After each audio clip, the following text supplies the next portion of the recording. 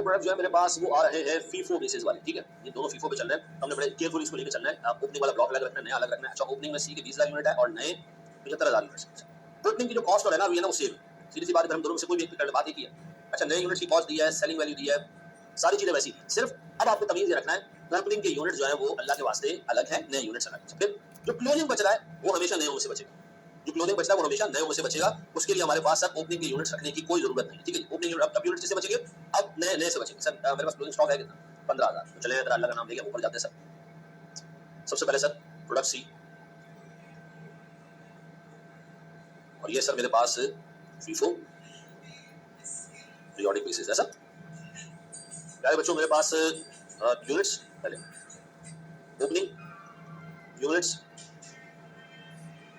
और मेरे पास सर कॉस्ट, ताकि मुझे जरूरत नहीं ओपनिंग यूनिट्स, फिर भी अपनी दिल की तसल्ली के लिए मैं लिख रहा हूं जनाब सर मेरे पास 20,000 यूनिट और नए 75,000 यूनिट। कॉस्ट सर इसकी 1,80,000 और सर इसकी कॉस्ट है मेरे पास 8,25,000। अच्छा, मैं इसकी कॉस्ट पर यूनिट अलग निकालूंगा, ये मेरे किसी काम की नहीं है, और मैं इसकी कॉस्ट पर यूनिट अलग निकालूंगा, हाँ ये मेरे काम की अलग 11। डन। अब एक काम करते हैं जनाब, इसी तरह का टेबल हम दोबारा बनाते हैं,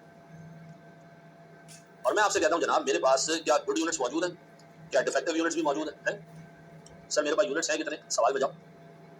सर मेरे पास 15,000 यूनिट है, 15,000 यूनिट्स हैं, जिसमें से सर डिफेक्टिव है 800। हम यहाँ ले जी 15,000 और 800 डिफेक्टिव है, तो 800 यहाँ हो गए। कॉस्ट पर यूनिट्स है 11 नए यूनिट्स, नए कॉस्ट पर यूनिट 11 नए यूनिट्स, पक्का जी। अब मेरे प्यारे बच्चों मुझे एक बात बताओ, मेरे पास सेलिंग प्राइस सर गौर से देखिएगा मेरे प्यारे बच्चों, सेलिंग प्राइस सर अगर मैं सवाल में जाऊँ तो मेरे पास है 12 रुपए, कितने जनाब, 12 रुपए। अच्छा, whichever is lower whichever is higher नहीं होगा, क्या मतलब, यहाँ लिखा हुआ जी हम अगर मार्केट से खरीदने जाए तो 11.5 का और हम बेचें, हमारा प्रोडक्ट कितने में बिकेगा वो हमारी रेलेवेंट सेलिंग प्राइस, ठीक है। ये 12 चलिए कॉस्ट टू सेल, ये हमें वो काम करना पड़ेगा सर। वेरिएबल सेलिंग ओवरहेड्स कितने मेरे बच्चों, वेरिएबल सेलिंग ओवरहेड्स है मेरे प्यारे बच्चों कोई 90,000 रुपए की, और 90,000 रुपए का आपको चेक करना, यूनिट्स कितने बेचे, 90,000। तो मुझे बताया सर मेरे पास यूनिट्स सोल्ड सर मेरे पास 75 और 20 ओपनिंग के थे, और मेरे पास 15,000 क्लोजिंग में पड़े हुए, इसका मतलब बाकी 80,000 कितने होंगे, तो मेरे पास सेलिंग ओवरहेड्स पर यूनिट कितना आ रहा है प्यारे भाई, सर दिस से डिवाइडेड बाय दिस, यार है मेरे प्यारे बच्चों मेरे पास 1.13। मेरे पास सर नेक्स्ट ईयर ये वैल्यू 10% बढ़ जाएगी, 1.1 ये हो जाएगा 1.24, ऐसा। तो मैं 1.24 यहाँ भी ले रहा हूँ और मैं यहाँ भी ले रहा हूँ सर, ऐसा। आप बता रिपेयर कॉस्ट है कोई, हाँ सर रिपेयर कॉस्ट है 2.5 रुपए की, 2.5 रुपए की रिपेयर कॉस्ट है सर सीमेंट, 2.5 रुपए की आंखें खोल के देख लो, एक डिफेक्टिव यूनिट आप आराम से बेच सकते हैं स्टैंडर्ड रेट पर, अगर आप उस पर 2.5 रुपए का खर्चा कर दें। हम यहाँ माइनस करें जनाब 2.5, एनआरवी 12 प्लस दिस यानी माइनस हो रहा है इफेक्टिवली, यार है मेरे बच्चों 10.76 और यहाँ आ रहा है 8.2। अब पता है एप्लीकेबल सर इन दोनों केसेस के अंदर एनआरवी कम है और कॉस्ट ज्यादा है, एनआरवी कम है और कॉस्ट ज्यादा है, यहाँ भी एनआरवी सर यहाँ भी एनआरवी, ऐसा। अब पता है मैं क्या करूँ, सर मेरे पास 14,200 एनआरवी 10.76, ठीक है जी। सर मेरे पास 800 एनआरवी 8.26, तो बताओ मेरे बच्चों मेरे पास टोटल स्टॉक कितने का आ जाएगा, 159,438। जानोगे जी, ये मेरे पास क्लोजिंग स्टॉक है प्रोडक्ट सी का, देख रहे हो। फीफो में हमने वेटेड एवरेज कॉस्ट नहीं निकाली, सिर्फ नए वाला जो ब्लॉक है 11 वाला इसी में से क्लोजिंग स्टॉक को यूज किया। अब बताओ मेरे प्यारे बच्चों प्रोडक्ट सी के बाद इसी तरह का हमें टेबल बनाना है प्रोडक्ट डी के लिए, आखिरी प्रोडक्ट है जी। हम कह रहे हैं हमारे पास प्रोडक्ट सी के बाद प्रोडक्ट डी, मतलब डी में फीफो है।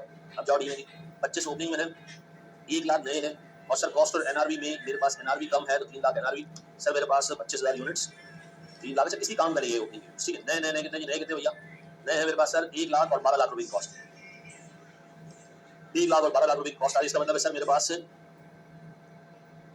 लास्ट ईयर भी कॉस्ट जो है वो सर थी तकरीबन कोई 12 रुपए और नए यूनिट्स की कॉस्ट 12 है। अब पता है मेरे को क्लोजिंग स्टॉक कितना है, क्लोजिंग स्टॉक सर मेरे पास बच रहा है 24,000, जिसमें से 1,500 डिफेक्टिव। तो हमें काम करना है हम यहाँ लेते हैं जनाब गुड यूनिट्स और डिफेक्टिव। सर मेरे पास 24,000 है, यस सर 24,000, और मेरे पास सर कचरा स्टॉक कितना है इसमें 1500 कॉस्ट कितनी है जी 12 रुपए, नीचे वाली done.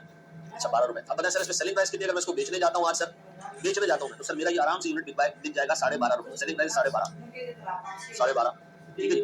Sir cost to cell है, हाँ सर है, मैंने sir during the year variable selling overhead 1 lakh रुपए के पे किए हैं, 1 लाख की। तो मैं ले लेता हूँ जनाब मेरे पास वेरिएबल सेलिंग ओवरहेड्स कितने के जी 1 लाख की। फिर मेरे बच्चों मेरे पास क्या है जनाब यूनिट्स सोल्ड,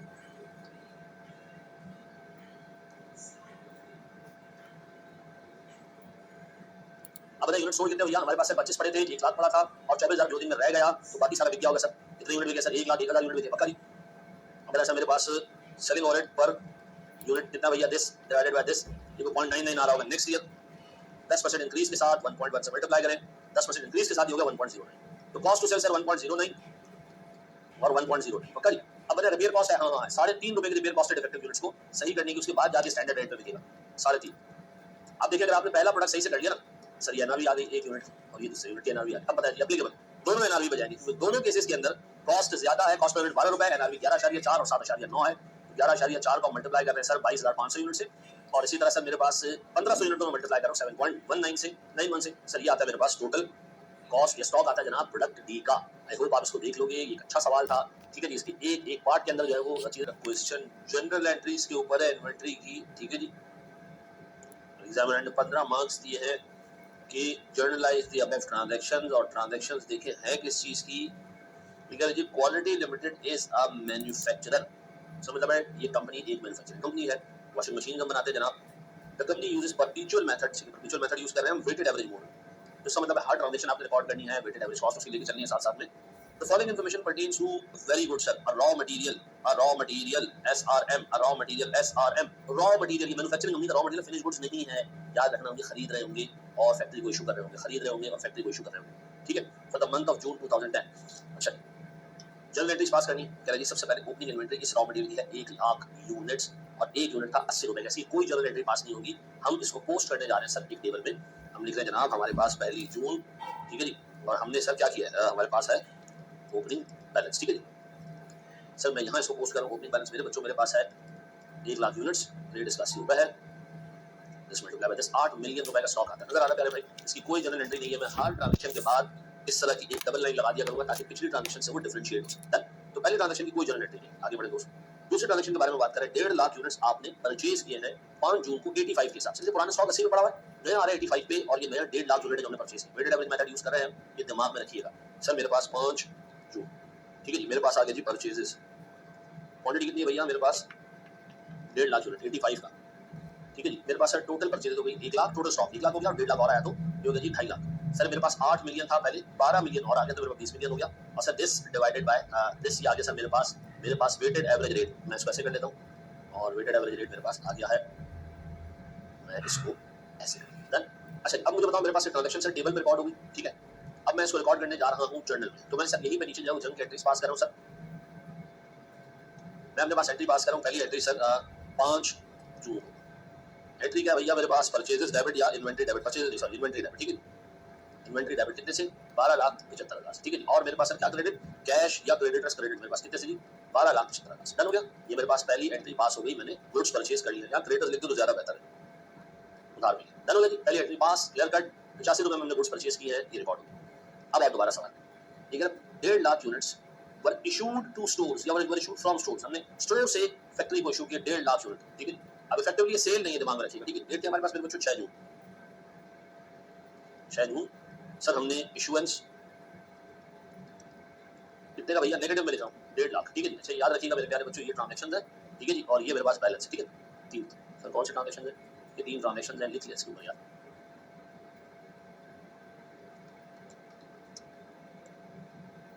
और ये 3 हमारे पास है बैलेंस, ठीक है।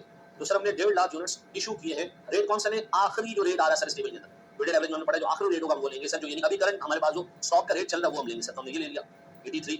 अब बनाया सर मेरे पास ये वैल्यू होगी जनाब कोई 12,45,445 मिलियन। अब मैं क्या करूँ सर, एंट्री पास करूँ 6 जून को, देख लीजिएगा बेटा मैं 6 जून को क्या एंट्री पास कर रहा हूँ, मैं एंट्री पास कर रहा हूँ जनाब सर WIP डेबिट 12.45, और मेरे पास सर इन्वेंट्री क्रेडिट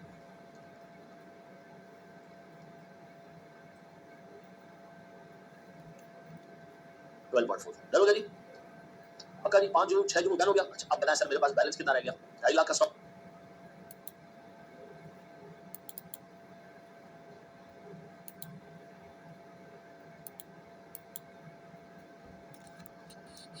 और सर मेरे पास 20.575 मिलियन में से 12.45 मिलियन निकल गए। मेरे पास सर रेट अभी भी 83 का आ रहा है। 2 ट्रांजैक्शंस में निपटा चुका हूं और मैं दोनों ट्रांजैक्शंस की जनरल एंट्रीज भी पास कर चुका हूं। मुश्किल तो नहीं लग रहा सवाल, पक्का जी। आगे बढ़ो मेरे प्यारे भाई।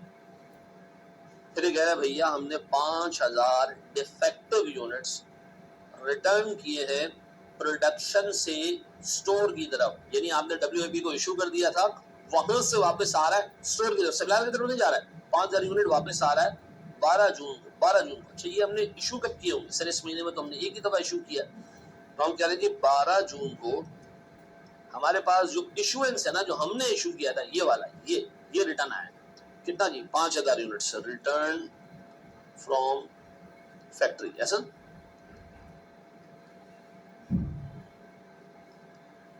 कितना भैया, कितना रिटर्न आ रहा है जी? 5000 का। वापस आया तो हम स्टॉक को डेबिट करेंगे सर। गया कितने में था? 83 में, तो वापस भी 83 में ही आएगा। ठीक है जी। अब दिस मल्टीप्लाई बाय दिस, ये आ गया मेरे बच्चों 4,15,000 सर। मेरे पास 8.3 मिलियन और 4,15,000 ऐड हो गए सर। मेरे पास 1 लाख और 5,000 ऐड हो गए सर। मेरे पास वेटेड एवरेज रेट अभी भी this divided by this is 83 rupees. ऐसा।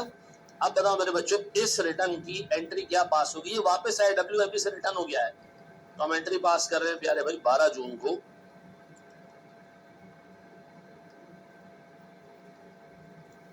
एंट्री पास हो रही जनाब, इन्वेंट्री डेबिट 4,15,000 और मेरे प्यारे बच्चों मेरे पास WIP से वापस आया ये 4,15,000। पक्का जी? कोई इश्यू, कोई पंचायत, कोई पसूड़ी, कोई पंगा, कोई प्रॉब्लम, नथिंग सर। इस स्टेप और आगे हम बढ़ रहे हैं जनाब। अब हम थोड़ी सी जगह बनाएंगे सर यहाँ पर, ताकि हम जनरेटर्स के टेबल को जो है थोड़ा सा और एक्सपेंड कर सके। चलो जी, हम आ चुके हैं जी 12 जून तक। फिर वो कह जी 1.5 लाख यूनिट्स हमने मजीद परचेज किए हैं 15 जून को 88.1, 1.5 लाख 88.1 में हमने परचेज किए। तो सर हमारे पास 15 जून, फिर हमारे पास सर परचेजेज है 1.5 लाख 88.1 में सर। ये वैल्यू ठीक ठाक बन रही है 13.25, 1 लाख 5 और 1.5 लाख ऐड अप कर दिया हमने, 88.75 और 13 लाख और 13 मिलियन और ऐड कर दिए, और वेटेड एवरेज रेट 21.93 मिलियन में क्या आया जी? 86 रुपीज का। सर इसका मतलब है अब अगर कोई भी मटेरियल इशू हुआ तो 86 पे इशू होगा। ठीक है जी। अब मैं सर इसकी जनरल एंट्री पास कर रहा हूँ जी। ये है मेरे पास 15 जून की। 15 जून मेरे अपने पास सर एंट्री डालनी है। फिर क्या बनाऊँ सर? मेरे पास sir inventory debit 13.25, WIP sir creditors credit 13.25। याद रखना आपके पास 5,000 यूनिट फैक्ट्री से रिटर्न आए हैं, अभी तक आपके पास ही पड़े इन्वेंट्री में। आगे बढ़े जनाब। हमने माशाल्लाह 15 जून तक आधा महीना निपटा दिया था। On 17 June 50% of defective units were disposed of as scrap at 20 रुपए पर यूनिट। याद रखना नॉर्मल सेल्स नहीं है, कचरे के दाम में हमने आधे यूनिट्स बेचे 20 रुपए में। अच्छा, बेचे जितने में भी हमारा लेना देना नहीं। ठीक है, तो फिर क्यों लेना देना नहीं? टेबल बनाते हुए आपने कॉस्ट पेन करने, कॉस्ट को बाहर निकालना है। पहले तो सिंपल बात कर लो। अच्छा, और ये कह रहे जी on account of improper handling, तो इसका मतलब है टेक्निकली ये नॉर्मल लॉस है, आमतौर पे नहीं होता। इम्प्रॉपर हैंडलिंग हमारी आदत नहीं है। ठीक है, तो आधे यूनिट जो डिफेक्टिव है ना, वो हमने डिस्पोज किए। डिफेक्टिव यूनिट खराब है, तो काम करते हैं जमाते पहले आप। ठीक, अब मैं कह रहा हूँ जनाब मेरे पास 17 जून को आधे डिफेक्टिव यूनिट्स, यानी हम बात कर रहे हैं 2500 यूनिट्स। ठीक है, 2500 यूनिट्स हम कह रहे हैं जनाब डिस्पोज्ड। 2500 यूनिट्स हमने डिस्पोज किए हैं प्यारे बच्चों। ये कौन से वाले डिस्पोज, कौन से वाले यूनिट्स हैं जी मेरे प्यारे बच्चों? कौन से वाले यूनिट्स हैं? लैपटॉप बंद हो गया।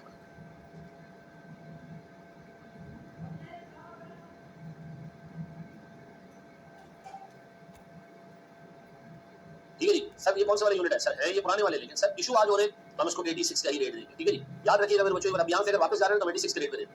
ठीक है। अच्छा, मुझे एक बात बताओ, इसमें यहाँ पर एक बड़ी स्ट्रॉन्ग आर्गुमेंट आ सकता है कि जो रिटर्न हो रहा है वो हम कहेंगे यार अब देखो हमें नहीं पता कि जो परचेज रिटर्न आ रहा है ये रिटर्न नहीं है, बल्कि इनफैक्ट हम इसको डिफेक्टिव यूनिट्स के तौर पे बेच, इस सप्लायर को रिटर्न नहीं हो रहा। रिटर्न होता तो मैं यहाँ पर वो रेट लेता जिसमें मैंने परचेज किया, ये रिटर्न नहीं है, ये हम बेच रहे हैं, तो सर 86 का रेट हमने ले लिया। अब बताएं जो हमने बेचा स्टॉक इसकी वैल्यू 2,15,000 है, तो हम एंट्री पास करेंगे। इन्वेंट्री तो कम हो रही है 2,15,000 से। ठीक है, और से लिखिएगा जी 17 जून। इन्वेंट्री तो कम हो रही है भैया, इन्वेंट्री कम हो रही है जी 2,15,000 से। ठीक है जी, कैश आ रहा है मेरे प्यारे बच्चों मेरे पास कितने का? 20 रुपए। 20 रुपए सर, यहाँ सेल्स क्रेडिट नहीं कर देना, ये नॉर्मल सेल्स नहीं है। 20 इंटू 2500 50,000। बाकी सर मेरे पास, मैं कह रहा हूँ जी मेरे पास profit slash loss P&L debit कितने से सर? 1,65,000। ये लॉस है, एबनॉर्मल लॉस, एबनॉर्मल लॉस। ठीक है, अब प्यारे बच्चों मुझे एक बात बताओ, मेरा 2,500 का स्टॉक निकल गया 2,55,000 में से, तो बता मेरे पास रह कितना गया? 2,52,500। सर रेट अभी भी 86 का ही है, हमें भाई 2,15,000 निकल। ठीक है, 17 तारीख तक हम आधे रिटर्न यूनिट जो हमें WIP से वापस आए थे, हमने अभी तक सप्लायर को कुछ नहीं भेजा। ठीक है, अब आगे बढ़ो जी। कह रहा है जी 18 जून को हमने बाकी के डिफेक्टिव यूनिट्स जो है वो सप्लायर को भेज दिए। हमने सप्लायर को भेज दिए बाकी के डिफेक्टिव यूनिट्स। मेरा एक सवाल ये है कि जब आपने सप्लायर को भेजे तो उसूलन आप उसको किस रेट पे भेजे होंगे? परचेज रेट नहीं, परचेज रेट किस रेट पे जाना चाहिए जिसमें हमने परचेज किया? तो ये हमने कब परचेज किया? सर नंबर पर ये वाली परचेज की, इसके फौरन बाद रिटर्न आएगा, तो मैं इसको रिटर्न कर रहा हूँ 85 में। मैं कह रहा हूँ कि मेरे पास डेट से 18 जून। अच्छा, ऊपर वाले में हमने क्यों नहीं किया? ऊपर वाले में डिस्पोज के रिटर्न नहीं किया, परचेज रिटर्न। ठीक है जी सर, ये भी हमारे पास 2,500 यूनिट्स हैं, वापस जा रहे हैं, लेकिन ये जा रहे हैं जी 85 रुपीज के रेट पे जो हमने यहाँ खरीदा इस वाली परचेज, ठीक है, क्योंकि इसके फौरन बाद हमारे पास इशुएंस और रिटर्न हुआ ना, तो मैं अज्यूम कर रही फ्रेश परचेज में से था, ठीक है। अब बताएं सर मेरे पास दिस प्लस दिस और मेरे पास सर वेटेड एवरेज रेट आ रहा है 86.01। मेरे प्यारे बच्चों, इस परचेज रिटर्न को आए रिकॉर्ड करते हैं। अब देखो सीधी सी बात है, तुम सप्लायर से मांगोगे भी क्या, जो तुमने पे किया उसको या पे करना है उसको, तो उसी रेट पे आपने जिस पर परचेज किया 18 जून। देखो सीधी सी बात है, तुम सप्लायर से मांगोगे भी क्या, जो तुमने पे किया उसको या पे करना है उसको, तो उसी रेट पे आपने लेना जिस पर आपने परचेज किया 18 जून।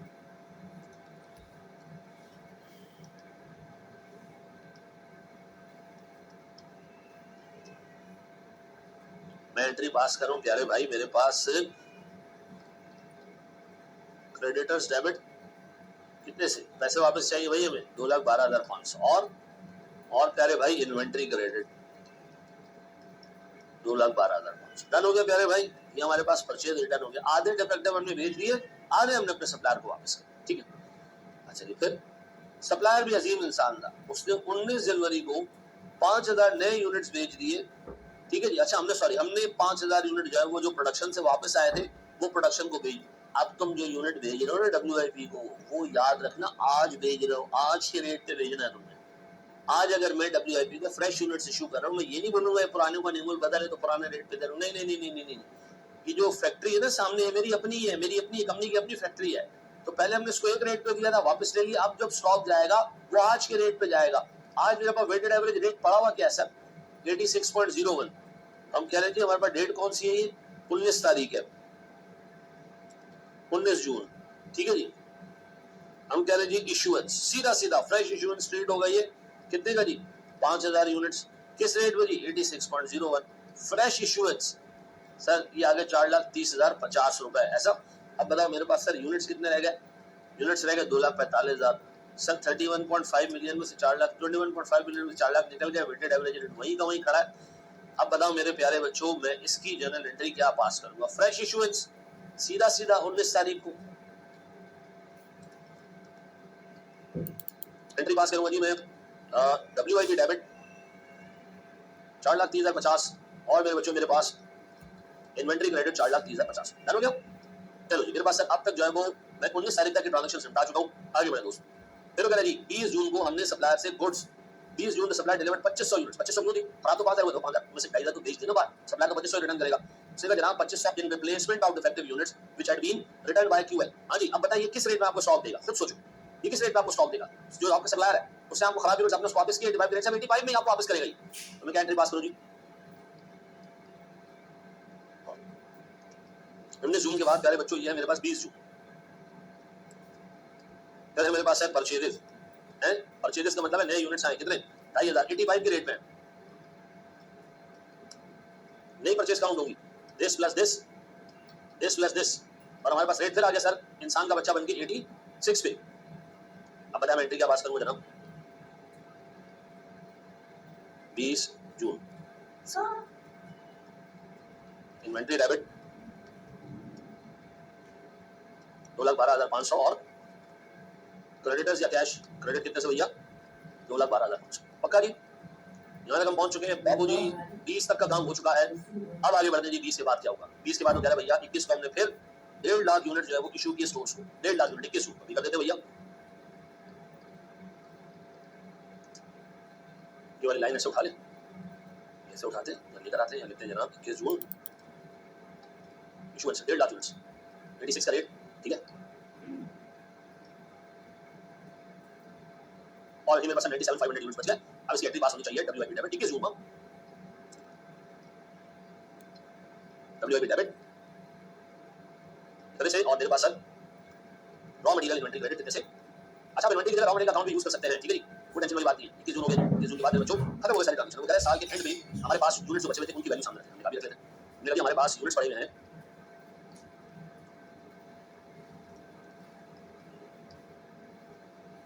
हमने कहा जनाब हमारे पास यूनिट्स पड़े हुए कितने 97,500 और हमारे पास जो कॉस्ट पड़ी है वो 8.83 समथिंग, ठीक है। अब वो कह रहा है भाई इसमें से कुछ गेम मेरा क्या गेम है, भैया इसमें से सबसे पहले तो 500 यूनिट ऑब्सोल्यूट हो गए जिनके एनआरवी 30 है और 4,000 यूनिट जो है चोरी भी हो गए, ठीक है। तो पहले के काम में 4,000 यूनिट निकाल ली, चोरी हो गए, ठीक है। 4,000 यूनिट चोरी हो गए तो ट्रांजेक्शन के तौर पे ले ले सर 30 जून 31 जून नहीं होता सर। मेरे पास स्टूडेंट, ठीक है कितने जी 4000 रेट 86 का यहाँ पे sir value this plus this और सर मेरे पास नंबर ऑफ यूनिट्स होगा 97500 और 4000 ये मेरे पास 86 का रेट है चोरी होगा सर चोरी होगा उसकी जनरेटिव पास कर लेते सर तो जगह बना ले हम करेंगे 30 जून चोरी चोरी का मतलब भैया सीधा सीधा प्रॉफिट एंड लॉस और सर एफओएच ठीक है जी एफओएच मतलब आपकी साइड तभी पता है कि चोरी रूटीन है या ये जो शॉर्ट हुई रूटीन है नहीं पता तो दोनों लिखो ठीक है 2,34,999 और मेरे पास कैपिटल सर इन्वेंटरी या रॉ मटेरियल क्रेडिट चलो अब मैं आपसे जानना चाह रहा हूँ भैया मेरे पास कितना स्टॉक है साल का अब रह गया बाबू मेरे पास मैं ये हटा देता हूँ सर गाड़ी लिख देता हूँ मेरे पास सर पड़े हुए यूनिट्स पता कितने 93,500 सर मेरे पास कॉस्ट पता कितनी पड़ी इतनी ठीक है मेरे पास रेट कितना अब कह रहे भाई इसमें से जो 500 है ना 500 इसमें से जो गुड है और इसमें से जो डिफेक्टिव है वो इसके अंदर है जी 9300 और 500 इसमें क्या जी डिफेक्टिव ये लिखा सवाल हां सर 500 सवाल में लिख के दिया उसने कि भैया हमारे पास ऑब्सोलीट है और हमारे पास बाकी का सारा स्टॉक क्या है गुड है सर अगर आप देखें इसका रेट 86 है सर इसका रेट 86 होना चाहिए लेकिन सर एनआरवी इसकी सिर्फ कितनी है 30 रुपए तो मैं 130 पे कैरी करूंगा इसका मतलब भाई मेरे पास स्टॉक की वैल्यू बढ़ रही है इतनी और इतनी बन रही है ऐसा तो मेरे पास जो नेट स्टॉक बन रहा है उतना बन रहा है अब पहले जेन्युइनली सर स्टॉक मेरे पास कुछ आ रहा है वो आ रहा है 8.04 और एनआरवी टेस्टिंग के बाद आ रहा है जी 81 802 802 तो मेरे पास स्टॉक गिरा है एनआरवी की लॉस की वजह से 28000 रुपए का 28000 रुपए या वैसे भी कैलकुलेट कर सकते थे कि मेरे पास 500 यूनिट्स है जो खराब हुए मेरे पास एनआरवी का लॉस कितना भैया 86 का रेट है आपका 30 रुपए की एनआरवी है तो सर हर यूनिट पे 56 का लॉस हुआ है